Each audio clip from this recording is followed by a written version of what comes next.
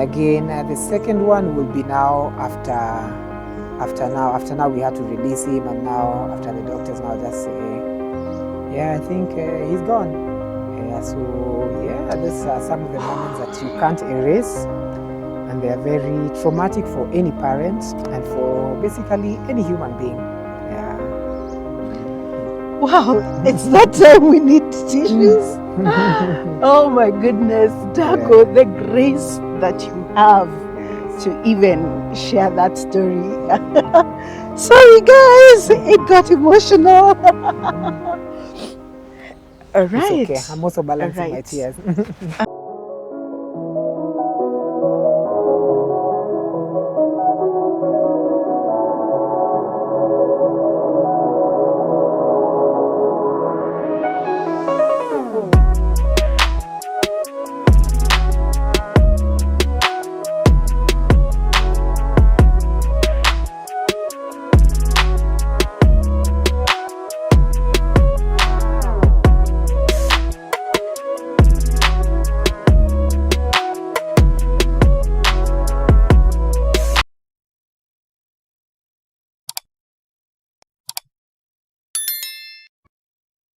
Hello, beautiful souls. Welcome to yet another episode of Women, Words and Wisdom Global.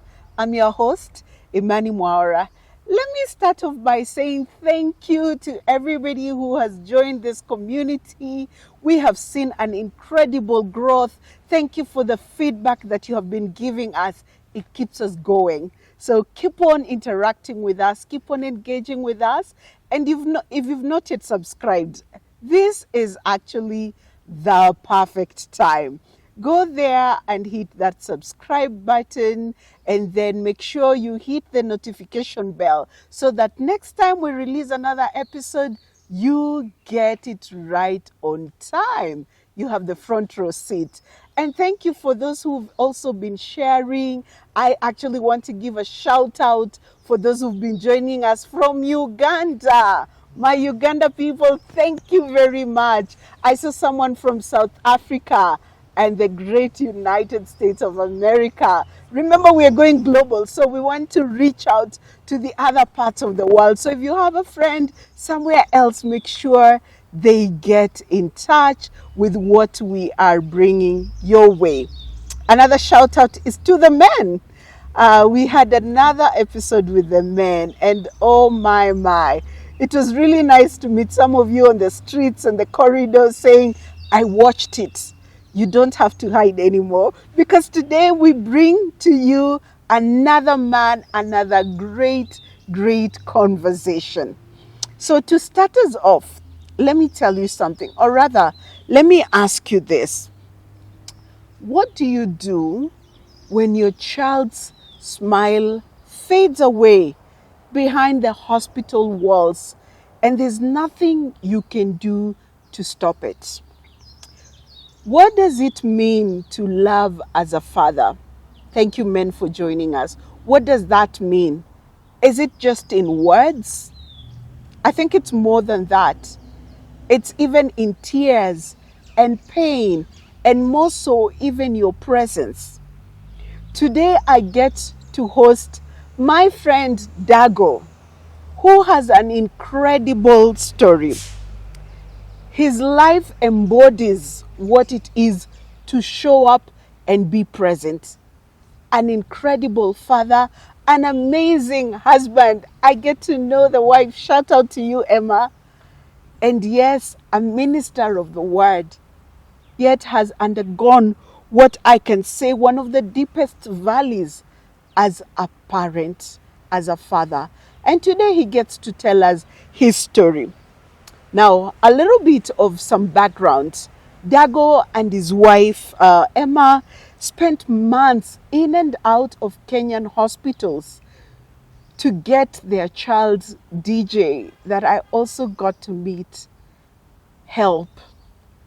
Not only in Kenya, but they also went away to India. And after coming back, DJ rested. Yes, and he was 5 years. Had he even clocked his 5th year birthday? It was just about. a week before. It was a week before his 5th birthday. So that's the story we're going to get. So Dago, karibu sana to the set. Thank you so much, Imani. Thank you very much for accepting our invitation and making time to be here today. I'm honored. Thank you for having me. Yeah, thank you so much. Let's start out with shout outs. Who do you want to say hello to? Of course, my wife, Emma. And let me not go to so many people, but of course, if you know me, shout outs to you. Right. I see you and thank you for being here. And we hope that you get to learn so that you can be able to be a blessing to someone else. Yeah. Yes. Awesome, awesome. So, Dago, today we are looking back into the life and the journey with in family and with your son DJ. So let's start. How was it being a new father, a son as your child? How was life, and how was that? Well, maybe just to start is that as a young person and then as a young couple just getting married, of course there are those questions: when are you getting children? What are you waiting for? To the point of I know even one of the most interesting ways that we were asked that is that even the cows that we took as for dowry had already conceived. So we were like, even the cow just conceived. Oh my goodness! You guys bado. Yeah, so that was a good one. Yes. And then so just after maybe around 4 years later, then that's when we got to have DJ. Oh, I didn't know that. Yes. It was 4 years later. Yeah, it was 4 years, but we'll say it was intentional. Yeah. Okay. It was all in the plan. Yeah, it was all in the plan. Yes. And of course, we were very excited as a young couple, as a young father, and also just to hold our son for the first time and just to see the goodness of God. And just like any other parent will say, yeah, he's such an angel. Yeah. So those were very good moments. Yeah. And in fact, I remember just telling Emma, you can rest. I'll go with him to the supermarket. Oh, yeah, nice. It's my responsibility. So I was there from day one and every other day of his life from birth. Wow. Yeah. A present dad indeed. Yes. And I am truly honored and privileged that I got to experience that part of you.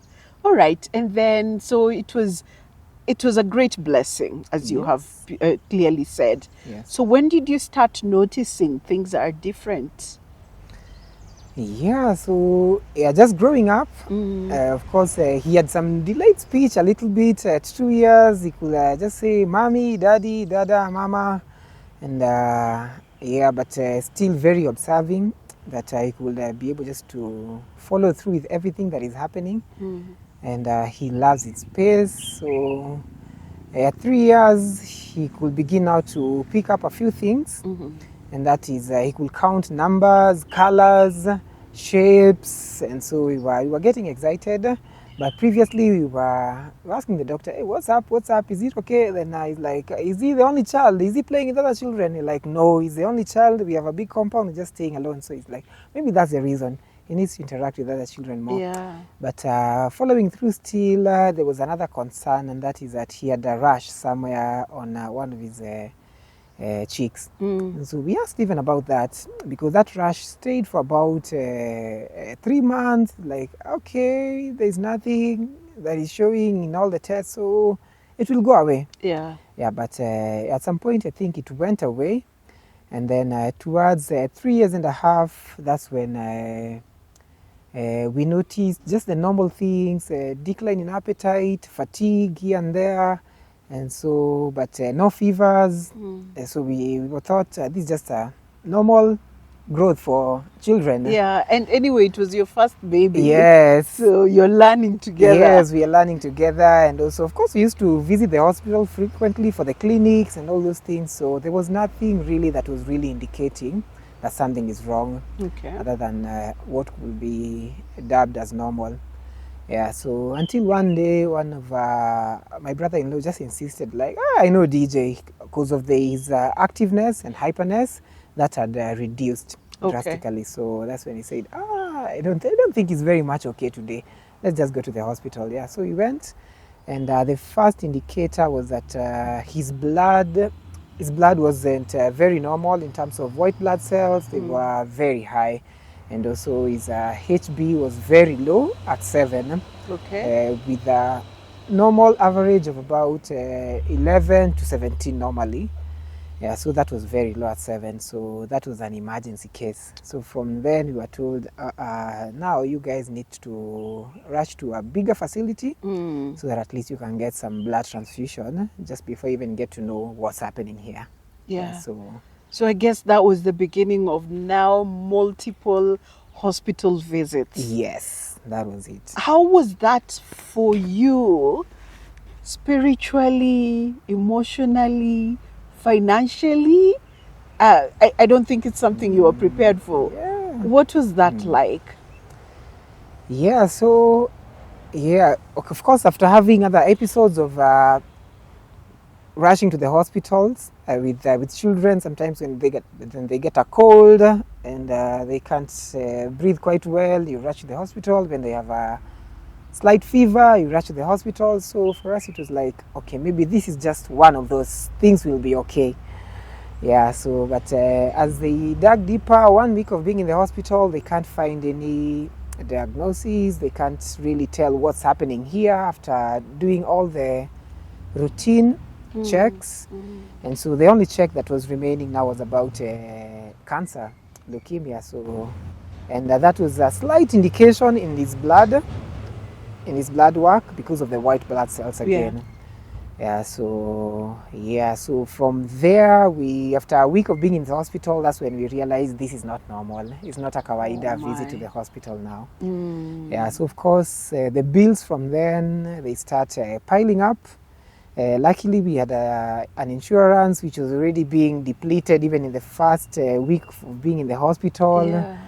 And of course, with a young child, of course, you've not maybe even registered for NHIF or anything like that, so you still have to go in your pocket and even pay a few things like those. So that's when even financially now we began to face the heat.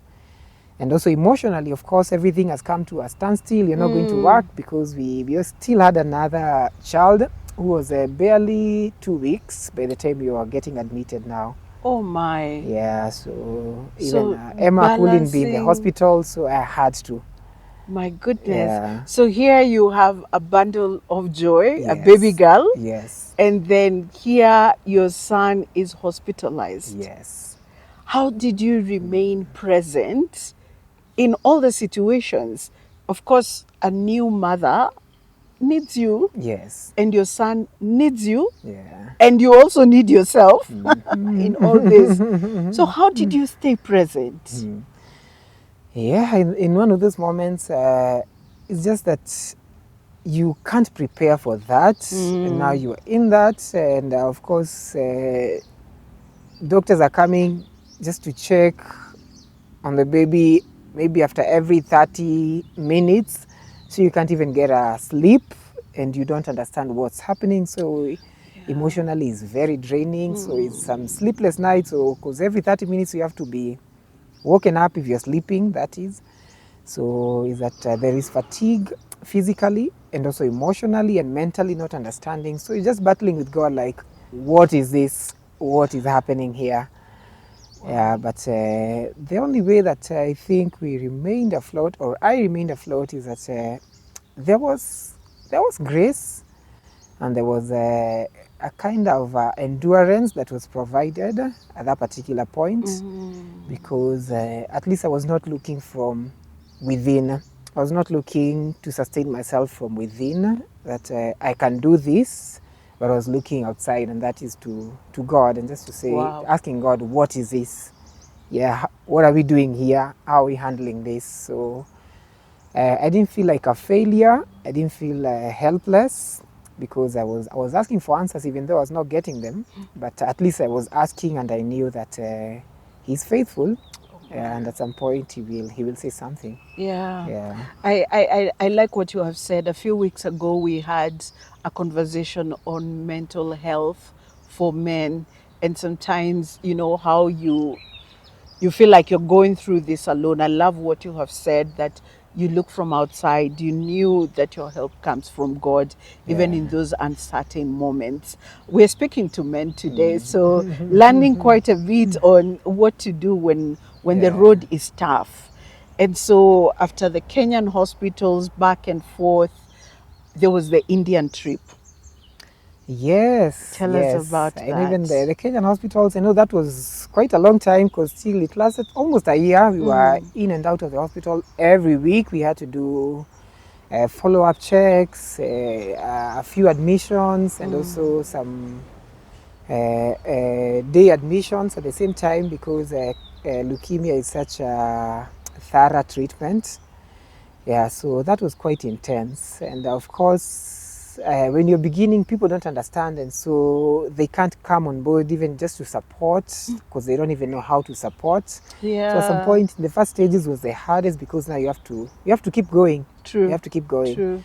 Yeah, but God, in His own miraculous way, He made sure that we had what we needed for tomorrow, or even just for that day. Because it's still a very expensive treatment and also very draining physically. So really, God carried us through. And then just now, after exhausting all the treatment in Kenya, after of course we had some hope because at some point we were into remission. Then we had a relapse. Then after the relapse, now it's like we can't do anything. Now you need a transplant. Now you need to travel, and all those things is like, we can't afford to travel. Yeah, so yeah, still God still came through people, of course, and just now after speaking out, and of course speaking out is one of those moments where people don't like speaking out because it's very hard, and it can be somehow embarrassing to ask for help because it's like you're helpless. You need people to changia, and of course most of the time it's just financially, blood donations. You need to ask people just to come through, and people are just people, so some will be supportive, some not. And all those information sometimes they get to you and they affect you in a way, but at least we were kind of almost just doing a rebound, like not to us God, not to us God. And sometimes even as we say God so much, it looks like it's very cliche, but truly it was purely God coming through, providing finances, providing the air tickets, because even I think as Emma was just asking me one day, after we have just received that information, now you need to travel, and it's like, when are we going? And I'm like, I don't know when we are going, because we don't have what it takes to go. We don't have the money. We don't have a passport for everyone, and all those things. So, but as soon as we said, okay, we are doing this by faith, so we are going next month, and we set a date to it. And things began to flow.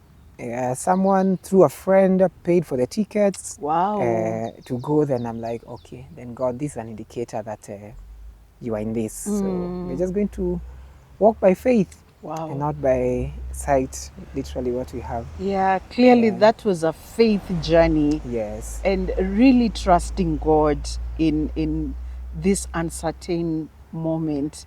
So you ended up in India, and God provided that you and Emma and your children, the four of you, got to stay in India, not by design, but hey, who's like God. So just a little bit about India. What was some of the joys and some of the hard things that you might have faced in India? And first is just arriving in a foreign country where you've never been before, that you don't know anyone other than maybe the agents that you have been talking to. And still, as we were going, we still didn't have all the cash that was required even to make a deposit.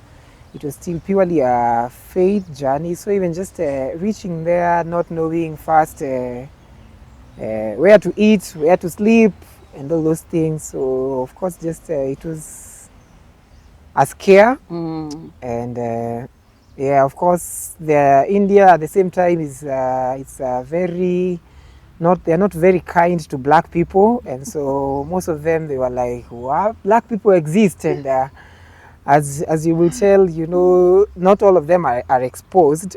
Some of them, they are just as local as India can be. So they was very much surprised just to see black people, and at the same time, not very kind to black people. Yeah. So even that by itself, it was a struggle just to connect, because you will even go to a shop and they will literally deny you services, or even just look at you like, where are you from? Yeah. Like, are we even supposed to interact with you? Yeah. So that happened Yeah. a couple of times, and you walk somewhere and people will just be looking at you like, what? Yeah, so like, this is nice. It's like they are in a park. Yeah. They're in an animal orphanage. And so of course we are there for treatment, but of course you're facing all these cultural difference, and connecting with people is still very hard. Yeah, so it was just knowing we are here for this. So Yeah. God, we are here for this. So you just make sure that we we are okay. Yes. Yeah. Yes. So, but eventually things turned out well. At least we still found and interacted with a few kind people, and a few Kenyan people who are there that God led us to divinely, just connected us with Kenyan people who have lived there for long, who were able just to show us now the ropes, where to get food that is in the African context, and and such things. Wow. Yes. Thank God for, angels who are all over, like those Yes. Kenyans who helped you during that. Yes. All right. So you stayed in India. How long was that? About 6 months? Yes, about 6 months. Okay. Yeah. And you did all you could. You fought hard. You prayed. You asked for help, and then you came back. And God, in His own way, saw it fit for DJ to rest a week before his birthday. Yes. What did that do to you? Yeah, of course, it's a very intense and hard moment. And actually, just before I even came back, I know there was a transplant process where we just had to stay with DJ for almost a month or 2 months. Yeah, it was more than a month, actually. It was more than a month of just being in isolation, in just the two of us, without even Emma just being there. And that was quite intense now, because it's just the two of us. And it was father-son moment. Yeah, it was father-son moment. And of course, you can't go out. Even the air that you're breathing is conditioned just to isolation, because of the kind of critical care that he needed at that particular moment. So that was quite intense, and every day you had to depend on God, and especially with the heavy and toxic medication that he was receiving at the same time. It was it was quite cruel, but on even the way the doctors explain it. Yeah. But at the same time, encouraging, just seeing how DJ was receiving all that treatment. Yeah, because for them they expected things to go south any moment, even with the toxicity of the medication. Yeah, but it never happened like that. So that was quite encouraging. Yes. And even after the outcome of the transplant was quite successful, and even for them, they were like, the God that you guys pray for, there is a God. They were beginning to see a God, because they were seeing something that is not very usual for them to see as doctors. And at some point, DJ was their favorite patient. Wow. And the celeb in the entire ward. Yeah, so that happened until after 50 days, 60 days, after everything was going well. So we were ready to come back home. But just before we were ready just to come back home, then there were some changes that we needed to take more medication just to regulate and to moderate the disease again. Yeah, so at that point we just said, okay, since we have already done everything here, you're already giving us further things that we need to do, maybe we can manage well at home. That's when we came back home to Kenya now. And just coming back home again, now the doctors were coordinating, our doctor in Kenya and also in India. So until at some point again, one day everything just went south again. Oh And it's my. like, okay, now here, parents, we need to talk now. We need to talk. Things are not looking very nice unexpectedly. And so somehow you need to start coming to terms with what might happen. And for us, our faith was still over the roof because of what God had already shown us for a whole year and a half. God had sustained us, provided, connected us with people divinely. And every encounter was divine. From the airports to the people that we met in terms of timelines to the doctors, everything was very divinely orchestrated by God. And so we were sure of the God who has seen us this far. And so even as the doctor is just saying all those things, we were not very much shaken, even though what we are seeing at some point now, the speech is gone, the smile, and even maybe some of the last words that DJ ever spoke was like, Mama, Dada, Annie, and yeah, that was it. And so, yeah, it was quite intense, Oh my. but still we had our faith and our hope on God.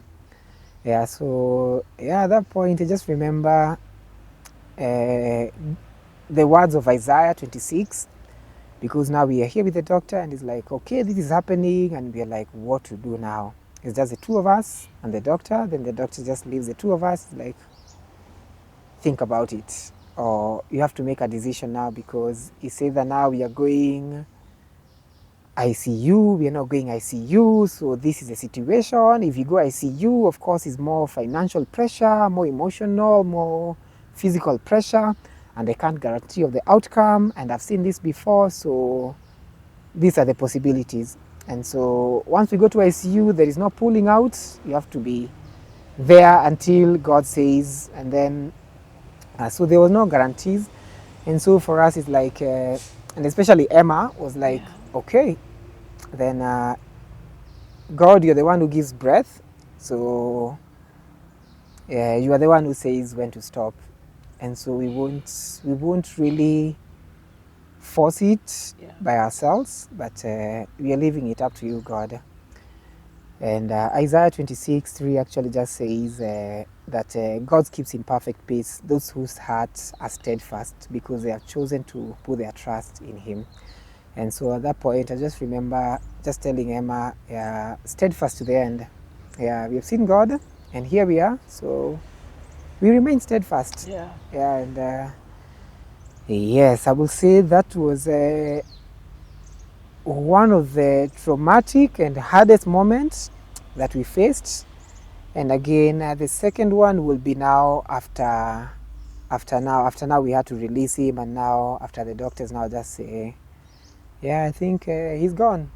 Yeah, so yeah, these are some of the moments that you can't erase, and they are very traumatic for any parent and for basically any human being. Yeah. Wow, it's that time we need tissues. Oh my goodness, Dago, the grace that you have to even share that story. Sorry guys, it got emotional. All right. It's okay. I'm also balancing my tears. All right. Yeah, it's called the balancing act. We will do this. We will do this. Thank you for even the strength to take us through that story. It's not easy, and I'm seated here thinking, oh my, thank you.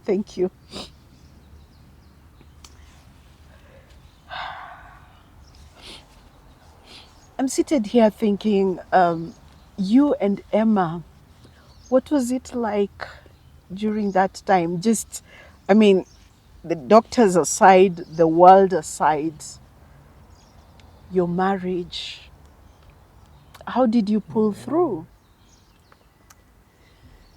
Yeah, and wow, I can still remember all the moments, especially in that small office. Yeah. Where this information just coming to us, and then just the doctor just leaves you, the two of us, just to look at each other as parents and make a decision and just absorb the information, and at the same time sign some papers, some document, because now of all the legal work and the professionalism of the doctors in a hospital setup.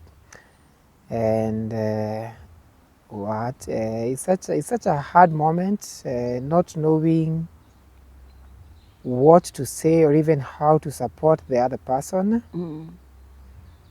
And wow, yeah, that was very hard. And we could only just look at each other, embrace each other, and tell ourselves we have done everything that we could do. And of course, releasing, but not releasing, because of course we don't have the strength to release. Yeah, so, but somehow you have to do what is in front of you. And most of the time is like you deal with the stress afterwards, because when you're in that battle, you have to somehow survive through it. And so the pressure comes even after, and the shock just comes even after.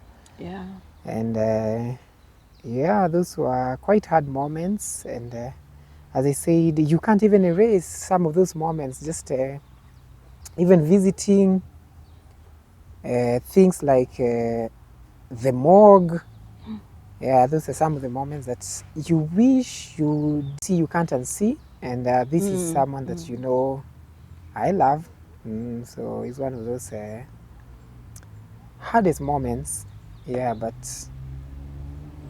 still, I wish there was an answer of just saying this is how we did it. And one of the best answers maybe would be, at some point there was a question that was posed to Emma, and that is even when everything was going quite well, there was no relapse still in India, the transplant has gone quite well, and in one of those nice days, Emma just hears a voice, "Are you ready to be martyred?" And yeah, she has a whole story on that day, and it's just in the one of the nice, cool of the day moments, when everything is okay. And in that moment, Emma just sharing this story with me is like, her answer was, "I don't know, God. I don't know how I would react in that moment, because I don't know. Only you knows, because you are God." Yeah, so truly there are moments in our lives as human beings that we can never be prepared enough, we can never be ready enough, we can never have the strength enough to be able to say, when this happens, this is how I'll deal with this. And in that moment, it's almost like in the story of 2 Chronicles 20, where the king is just saying, "God, we don't know what to do, but our eyes are on you. Yeah, we don't know what to do." And it's really come in hand just to know that sometimes, as human beings, we really love to be in control. But at some point, it's just okay just to say, "I'm not in control. I don't know what to do. I don't know how I will react. I don't know how I will respond. But my eyes are on you." Yeah, so I think that really held us together in that moment. And yeah, we were able just to go through the paper signing, the morgue process, and even visit afterwards. And you were there now seeing a cold body, and you don't even want to say it's a cold body, because now this is your child, and you can't refer to them as not existing, because to you they are existing. And so it's a trauma by itself. And yeah, it's a trauma by itself that you can't explain away. Somehow you have to absorb it and just deal with it. Yeah, and not even try to be calm and composed, because you can't. And when you try to be calm and composed, it means that you're not facing the reality. Yeah, so yeah, that was really hard. Wow. Yeah. I recently saw a post, someone saying, "God, I don't know what to do," just the way you've explained. "I don't know how to handle this. I don't know what the next step is, but all I know is that you know." And I thought that was such an encouraging statement, to know that God knows even when you don't know. Let's switch gears. And you said when all this started, there was a 2-week-old baby who went through that. And now you are here with your daughter. How is that? Yeah, it's beautiful because Aneka Lazuli has a meaning of healing. Has a meaning of healing, and somehow she's been that healing to us. And most of the time we look at ourselves as a couple, and we're like, we don't know what we would have done if she was not in the picture. And the joy that she's brought, and the energy that she's brought just to fit into the big shoes of an adorable, vibrant, very brilliant, genius-like child who had so much favor with people and with God. We can be able just to say that because of what we saw in his life from birth to his exit. He was a joyful child, and so he really brought meaning into our lives, and joy and pride into our lives as parents. And so we didn't know how to live past that. But Annie has really brought that joy. At the same time, sometimes it's a mix of both, because once you go through a trauma, you can't explain it away. And so sometimes we still have trauma, because sometimes after going through such a thing, we wouldn't imagine if Annie had a fever, because it will just throw us off again. It's like, God, we are not doing this again. We are not doing this again. All right, as just human beings. True. After going through such an experience, so sometimes it's a mix of joy and a little bit of fear as parents, and of course doubt. Everyone doubts themselves at some point. Are we doing it the right way? Are we raising you the right way?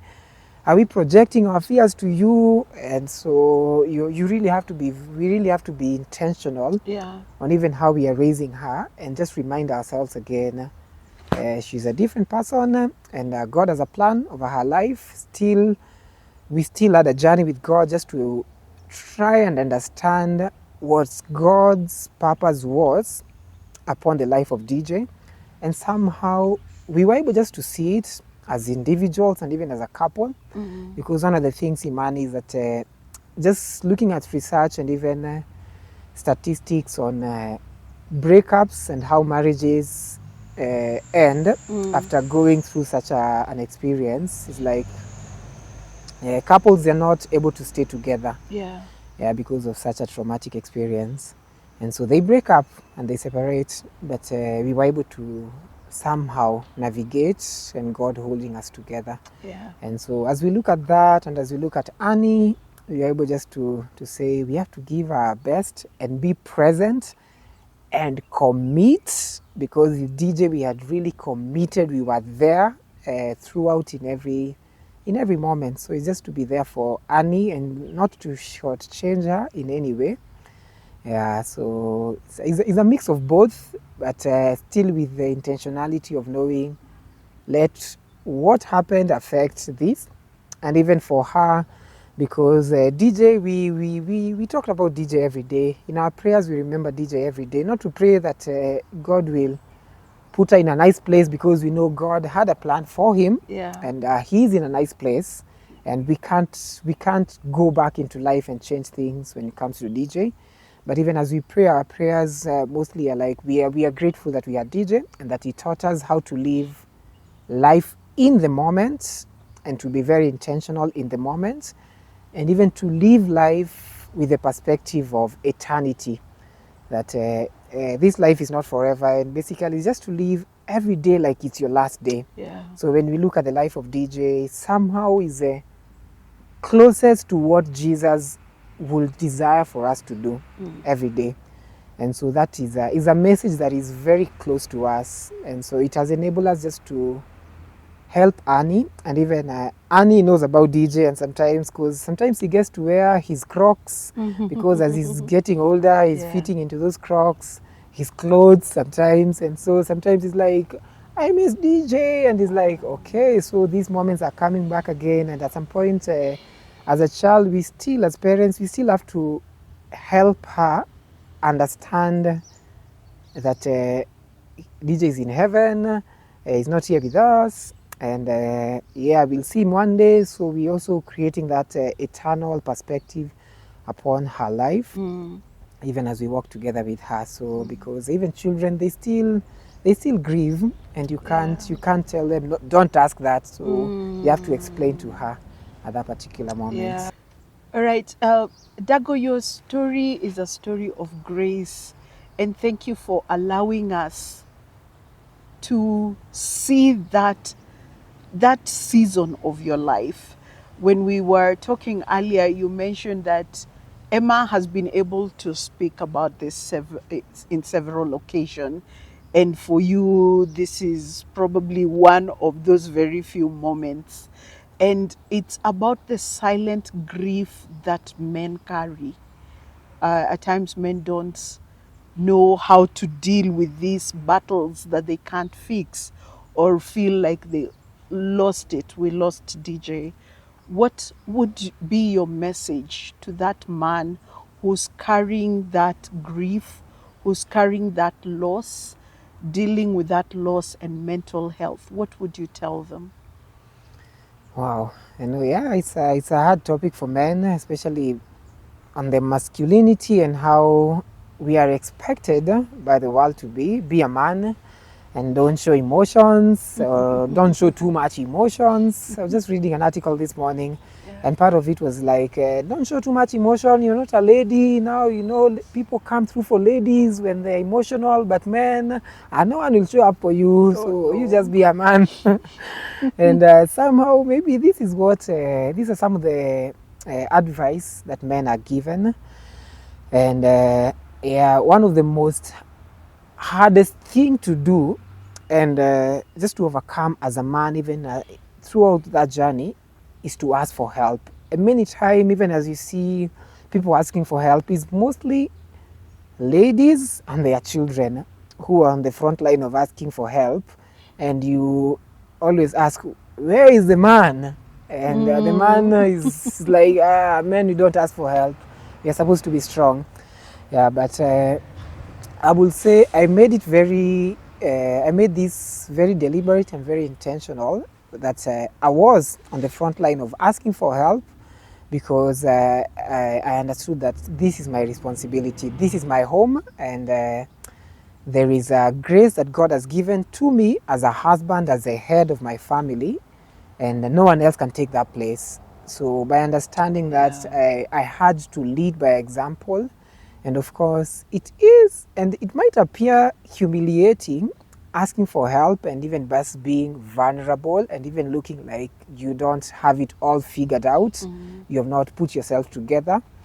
But the truth is, we are not the masters, we are not the captains of our own lives. And we need help. We need help that even the person that was fully God and fully man, Jesus Christ himself, at some point, he just said, hey, God, if you can take this cup away from me. And it was like, anyways, not my will, but yours be done. So at some point, we have to come to terms to that reality, that we just have to accept that sometimes it's hard, and we have to speak out. And as we are speaking out, and not only even as I'm doing right now, but I might not be speaking out to different groups of men, but when my wife Emma brings this up, I don't shut it down. I engage, and I like, how are you feeling? This is how I'm also feeling. I had a thought about DJ today, and this is how it went. At least I get to talk about the same situation with Emma, or when anyone else asks me around outside of our home. And I'm like, don't be embarrassed, because sometimes you meet someone, it's like, they don't know DJ is not with us anymore. It's like, how is DJ? And it's like, DJ is not with us. And I'm very sorry that I asked that. And I'm like, don't be sorry. Yeah, that happened, and is quite unfortunate for us as human beings. To God is not unfortunate. Of course, we can't say that it's okay, it happened. Of course, for us, we always like, it's not okay, it happened. But either way, not my will, but your will, God, be done. So on that level, then we can be able just to say it's God, but at the same time still engage that it happened, and now this is how we are dealing with it. This is how we are living forward from what happened in the past, and this is how we have grown. And at the same time, we get to experience God's grace and endurance. So as a man, I will encourage other men, especially for their spouses, kindly engage. Let's talk about it when they bring it up. And even outside, let's be open as men just to ask for help, knowing at the same time, at least I can do that confidently, knowing that I have done everything that I could possibly do as a man. I have been there in every admission, and I'm glad that I'm the one who slept in those hospital beds for the entire year and a half. I'm the one who slept there in that hospital, and I bonded with DJ the most, even just before his departure. And so in a way that was really helpful, that I was present, that it gave DJ so much strength just to see that the hero of his life, Daddy, is here, and Daddy is like, yeah, we can do this, we are strong, we can do this. So just being of encouragement and just affirming them that we can do this, then I will say somehow maybe that's why he was really strong, and he was able just to overcome the toxicity and the challenges of being in the hospital, being in an environment that he didn't like so much, that he was with someone that he knew, I can trust this one. And I was playful with him, encouraging him, and just he knew that he was protected because I was there, because as men, there is something that only we can do, that we have been given that role as men to do. So, and when we show up, somehow God shows up. I know most of the time we are who we are, and even all the men can say, I'm who I am because my mama has been praying for me. My mama has been praying for me. Ini maombi ya mama.